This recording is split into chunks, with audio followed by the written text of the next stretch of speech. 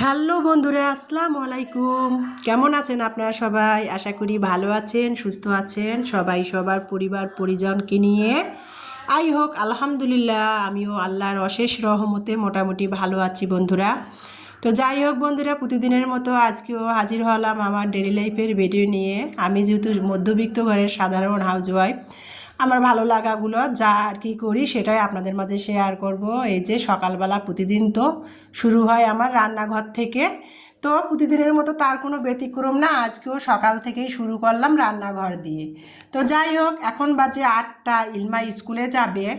আজকে রোজ সোমবার, প্রতি সোমবারের মতো রোজা করি বন্ধুরা। আজকে আমি তো সারা বছরের সোমবার বৃহস্পতিবার রোজা করি, তো অসুস্থ থাকার কারণে আর কি এক সপ্তাহ ধরে রোজাগুলো আমার করাই হচ্ছে না। আসলে মনে হয় শয়তান ধরেছে আমাকে, আর অলসতাও লেগেছে। তাছাড়া বন্ধুরা মেডিসিন খাচ্ছি তো, মানে সেজন্য আর কি কাশির ওষুধ খাচ্ছি, তারপরে জ্বরের নাপাটা ওষুধ খাচ্ছি, আবার ফিক্সোখানাডিন ঠান্ডা লেগেছে সেটার জন্য খাচ্ছি। সেজন্য আর কি না রোজা থাকা হচ্ছে না।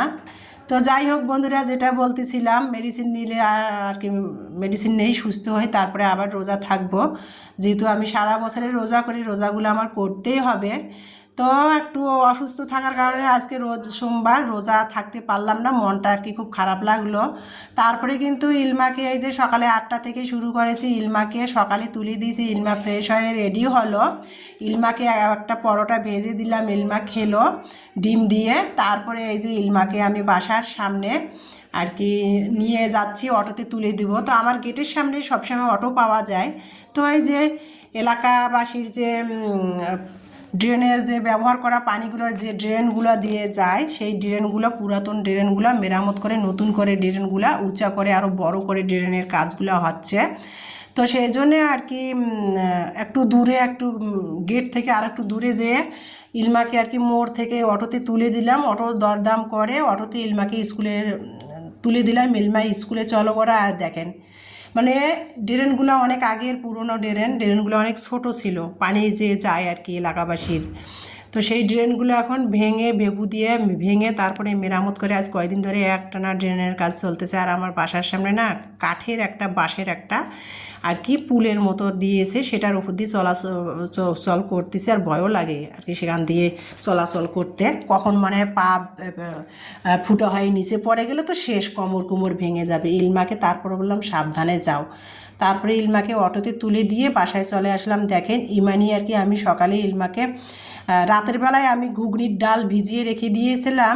ইমানির পরীক্ষা তো শেষ, এখন ইমানি বলছে আমি ঘুগনি খাবো। ইমানির আবার ঘুগনি খুবই পছন্দ, রুটি বা পরোটা দিয়ে খায়। তো সেই জন্য আর কি, আর ঘুগনি বানাতে গেলে বা ছোলা সিদ্ধ ছোলা মুড়ি এলে সকালে নাস্তা করতে গেলে না অনেক সময়ের ব্যাপার লাগে।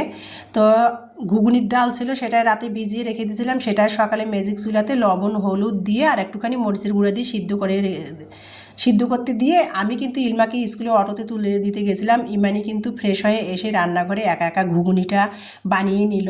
আর ঘুগনিটা সিদ্ধ করার সময় না আমি একটা আলু মাঝখান দিয়ে কেটে টুকরো করে দিয়েছিলাম।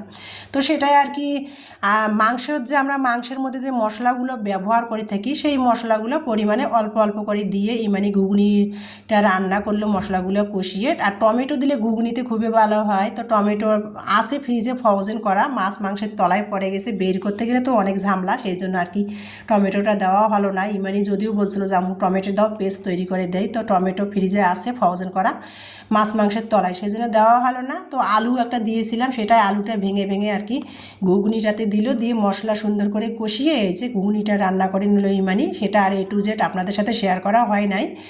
আর ও যদি কোনো কিছু খায় না, কোনো কিছু বানায়, সেটা কিন্তু আমি বলি যে দাও, আমি আর কি একটু শেয়ার করি আমার দর্শক বন্ধুদের মাঝে। তুমি যে এত সুন্দর সুন্দর রান্না করো, আব্বু আম্মুকে খাওয়াও, তো এগুলো পছন্দ করে না। এই জন্য ও যখন কোনো কিছু বানায় তখন ক্যামেরা অন করে কোনো কিছু ভিডিও শেয়ার করলেও রাগারাগি করে। ও যেটা খাবে একা একা বানিয়ে বানিয়ে খাবে, কিন্তু সেটা ভিডিও আকারে শেয়ার করলেও ওরা পছন্দ করে না। তো যাই হোক, ও মশলাটা কষিয়ে ঘুগনিটা রান্না করলো বন্ধুরা, সেটা একটুখানি আপনাদের আর কি ক্যামেরাবন্দি করে দেখার চেষ্টা করেছি। তারপরে কিন্তু আমি এই যে ইমানি অফ ক্যামেরাতে খেয়ে নিল। আর তারপরে আমি এই যে নাস্তা খাচ্ছি, হালকা করে তেল দিয়ে দিয়ে রুটিটাকে পরোটার মতো করে বানিয়ে এই যে সকালে ঘুগনি দিয়ে খাচ্ছে। আর আজকে ঘুগনিটা বানানো হয়েছে প্রেশার কুকারে দেয়নি, তো একটু ঝরঝরে ঝরঝরে লাগতেছিল, তার মধ্যে টমেটো দেওয়া হয় নাই। টমেটো দিলে আর প্রেশার করে সিদ্ধ করলে না ঘুগনিটা আরও ল্যাটকা ল্যাটকা হইতো, আরও খেতে ভালো লাগতো। তো যাই হোক, সেটা দিয়ে সকালের পরোটাটা নাস্তা খেয়ে নিলাম। আর রচা ইমানি দুধ চাটা বানিয়ে 2 মা মেয়ে কাপে সেঁকে নিলাম। আর ক্যামেরা এক হাত দিয়ে ধরে না, চাটা নাস্তাটা হাত দিয়ে টেনে টেনে নিয়ে খেতে বসেছি। আর চায়ের কাপের মধ্যে না আমার আঙুলটা আলা পুড়ে গেল। এক হাত দিয়ে ক্যামেরা ধরে বন্ধুরা কাজ করা বা ভিডিও শেয়ার করা, খাওয়া খুবই কষ্ট হয়। যারা করেন ক্যামেরা হাত দিয়ে ধরে ধরে ভিডিও, তারাই কিন্তু জানেন খুবই কষ্ট। আর ক্যামেরার দিকে তাকাচ্ছিলাম, চায়ের কাপে না নখটা আমার চায়ের মধ্যে ডুবে আর কি নখটা পুড়ে গেল। তো যাই হোক, কী করার, বিপদ তো বলে কয়ে আসে না। তো তারপরে কিন্তু অফ ক্যামেরাতে বাসার আমি অন্যান্য কাজগুলো করেই নিয়েছি। এখন 11টা বাজে, রান্নাঘরে চলে আসছি। এসেই কিন্তু লেবু পানি একটু ইমানিকে বানিয়ে দিলাম, আমি একটু খেলাম। প্রতিদিনে তো লেবু পানি খাই, তার কোনো ব্যতিক্রম না। রান্নার আগে একটু লেবু পানি খেয়ে নেই, তো খেয়ে নিলাম। ইমানিকেও একটু দিলাম যে একটু লেবু পানি খাও, লেবু খেতে হয়, লেবুতে ভিটামিন সি আছে। ইমানি লেবুটা খেতেই চায় না। ও লেবুর রস দিয়ে, বেসন দিয়ে, চালের আটা দিয়ে মুখে স্কাব করে স্কিনে, কিন্তু লেবুটা খেতে চায় না। তো জোর করে একটু দিলাম, যে গরমও পড়ছে, মানে ক্ষণিকে বৃষ্টি হচ্ছে ক্ষণিকে রোদ, তা ভাবলাম যে একটু খাও, আম্মু খাচ্ছে, তুমিও একটু লেবু পানি খাও। তো লেবু পানিটা খেয়ে তারপরে দেখেন রান্না করব। পাবদা মাছ ফ্রিজ থেকে বের করে ভিজিয়ে রেখেছিলাম। ইলমার বাবা থাকতে ইমানি পছন্দ করে পাবদা মাছ, ওর জন্য নদীর পাবদা মাছ নিয়ে আসছিল 800 টাকা কেজি। তো সেটাই আর কি ফ্রিজে ছিল, সেটাই বের করে ভিজিয়ে দিলাম যে বরফ ছাড়ুক। এর ফাঁকে আর কি ফ্রিজ থেকে আমি সকালে তালের পিউরি আর কি সংরক্ষণ করে ফ্রিজে রেখে দিয়েছিলাম, সেই পিউরিটা বের করলাম। করে ভাবলাম যে ইমানির পরীক্ষা শেষ, তাহলে একটু আজকে তালের ভাপা কেক বানাবো। তো যাই হোক, যেই কাজ সেই কথা আর কি, তালের ভাপা কেকটা বানাবো। তো ইমানিকে বললাম, আম্মু আমি রান্না করি, তুমি তালের কেকটা বানানোর জন্য সব উপকরণগুলো নিয়ে বসো, আমি দেখাই দেই, তুমি বেটারটা তৈরি করো।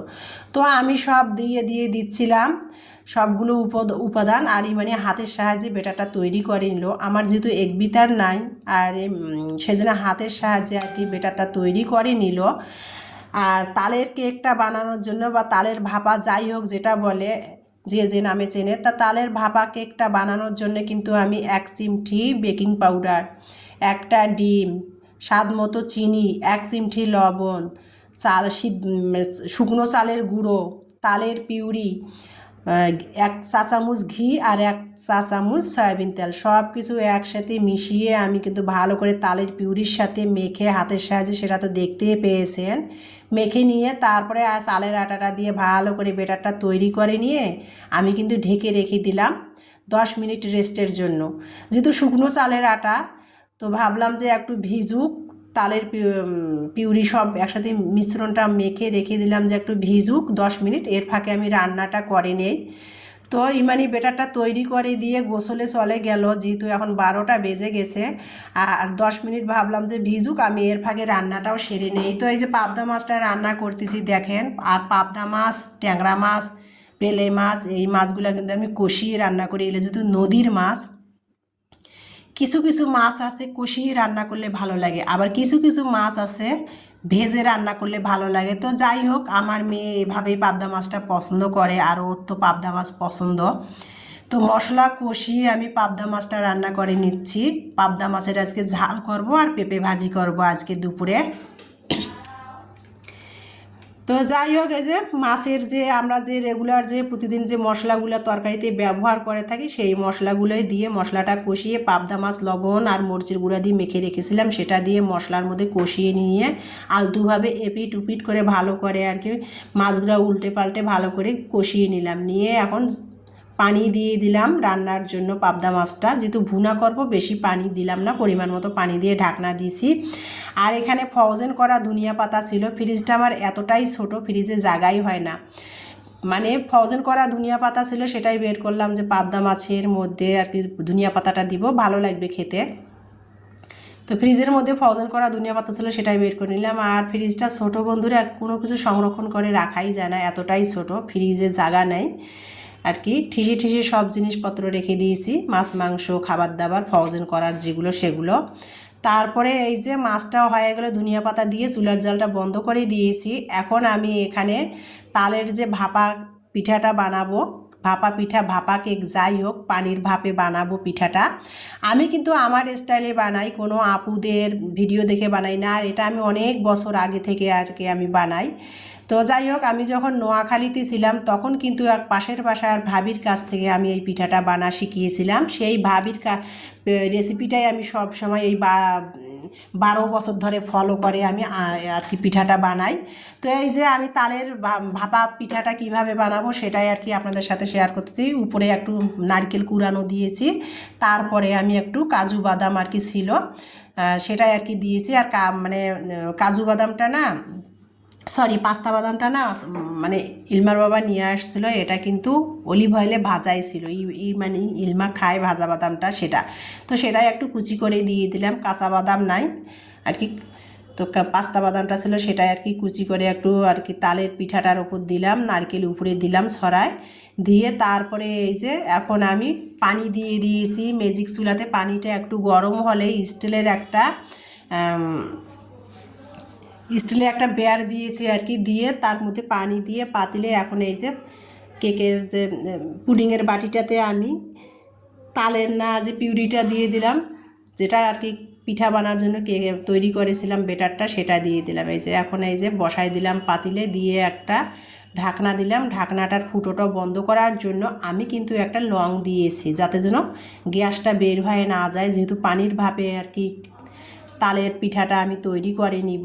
তো যাই হোক বন্ধুরা, সেটা দিলাম, সেটাও হচ্ছে ম্যাজিক চুলাতে। এখানে গ্যাসের চুলার মধ্যে আমি কিন্তু পেঁপে ভাজি করে নিব। তো পেঁপেটা কিন্তু আজকে 15-16 দিন হয়ে গেছে, ভাসুরের বাড়ি থেকে দেওয়া পেঁপে আর কি ফ্রিজে রেখেছি। তো ভাবলাম যে পেঁপেটা ভাজি করব, সাথে একটা আলু মিশিয়ে দিয়েছি যাতে যেন পেঁপে ভাজিটা ঝরঝরে হয়। আর পেঁপে ভাজিটাতে কিন্তু আমি সেরকম মশলা ব্যবহার করি নাই, 1 চিমটি জিরা দিয়েছি, পেঁয়াজ দিয়েছি, আর একটু তেল দিয়েছি, আর ফ্রোজেন করা কাঁচা মরিচ ছিল সেটা দিয়েছি। দিয়ে তারপরে কিন্তু আমি হলুদ আর লবণ দিয়ে পেঁপে ভাজিটা করে নিলাম। আর কোনো রকম মশলা এখানে দেওয়া হয় নাই, রসুন জিরা ধনিয়ার গুঁড়া কোনোটাই দেই নাই। এই যে দেখেন সিম্পলভাবে পেঁপে ভাজিটা হলুদ লবণ পেঁয়াজ দিয়ে করে নিলাম। তারপরে এই যে দুপুরে রান্না হয়ে গেল বন্ধুরা, 2:30 বাজে। এখন দুপুরের খাবার খাবো, ভাত, নদীর পাবদা মাছ ভুনা, ফ্রোজেন করা ধনিয়া পাতা দিয়ে, আর আলু দিয়ে পেঁপে ভাজি। তো এই যে দুপুরের খাবার খাচ্ছি, খেতে খেতে 2:30 বেজে গেছে বন্ধুরা। খাচ্ছি, সেটাই আমার ভালো লাগাটা আপনাদের মাঝে শেয়ার করতেছিলাম, পাবদা মাছের ভুনা আর পেঁপে ভাজি। আর আমি তো লেবু লাভার, লেবু ছাড়া তো আমার চলেই না। আর আমি দেখেন লেবু খাই কিভাবে, লেবুর রসটা তো সামান্য একটু নিয়েছি, কিন্তু লেবুর খোসাটা আমি খাবো।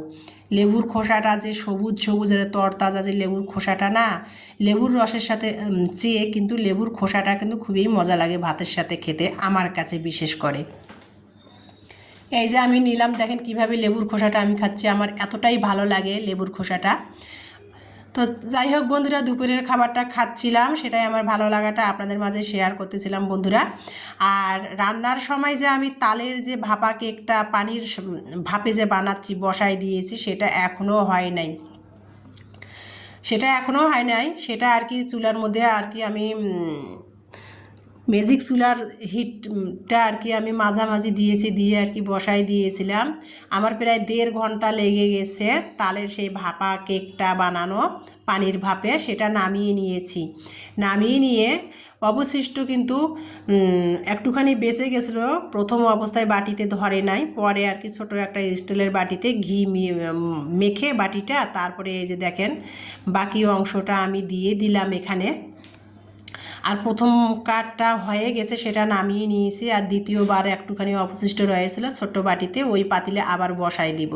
এই যে উপরে একটু আবার বাদাম দিলাম, নারকেল দিলাম, দিয়ে এখন এই যে পানির ভাপে এটা আবার বসাই দেবো। আর প্রথমকার বাটিটা আমি তুলে নিয়েছি, নিয়ে অলরেডি কিন্তু কেকটা আমি কেটে নিয়েছি।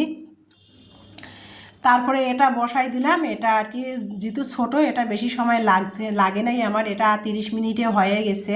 কিন্তু প্রথমের যে কেকটা বড় বাটিতে দেওয়া হয়েছিল, সেটা আমার 1.5 ঘন্টা লেগেছে বন্ধুরা। তো যাই হোক, যেটা বলতেছিলাম, তারপরে এই যে আমি দেখেন কিভাবে আর কি বড় বাটিতে দেওয়াতে না আমার 1.5 ঘন্টা লেগেছে পানির ভাপে কেকটা তৈরি করতে, তালের ভাপা কেকটা। তো এই যে দেখেন নামিয়ে নিচে, বাটিতে এক ফোঁটাও লাগাই নাই, বাটিটাতে কিন্তু আমি ঘি একটু ব্রাশ করে দিয়েছিলাম। এই যে দেখেন কত সুন্দর হয়েছে। আমি আমার স্টাইলে বানিয়েছি তালের ভাপা কেক পানির মধ্যে দিয়ে। এই যে দেখেন কত সুন্দর দেখতে লাগতেছে, দেখে মনে হচ্ছে বিবিখানা পিঠা। তো যাই হোক, সিদ্ধ চাউলের গুঁড়ো দিয়ে আমি তালের ভাপা কেক বানিয়ে নিলাম। দেখেন কত সুন্দর হয়েছে। এখন কাটার পালা, একটু ঠান্ডা করে নিয়েছি, নিয়ে এখন কাটতেছি পিস পিস করে। ইলমা বলছে আম্মু কাটো, খাবো। তো এই যে আর কি একটু হালকা করে ঠান্ডা করে যদিও নিয়েছি, ইলমা মানতেছে না, ওকে কেটে দিচ্ছি। বন্ধুরা দেখেন কত সুন্দর হয়েছে। সিদ্ধ চাউলের গুঁড়ো দিয়ে আমি তালের ভাপা কেকটা বানিয়েছি, সেটাই এখন পিস পিস করে কাটিয়ে নিচ্ছি। দেখেন কত সুন্দর হয়েছে কেকটা। আমি যেহেতু রান্নার ভিডিও বানাই না বন্ধুরা, আমি সারাদিনে যেটা খাই, যেভাবে চলি, সেটাই আর কি ভিডিও করি। তো সেটাই আপনাদের সাথে শেয়ার করলাম বন্ধুরা। ভিডিওটি দেখার জন্য আপনাদের অসংখ্য অসংখ্য ধন্যবাদ। Next video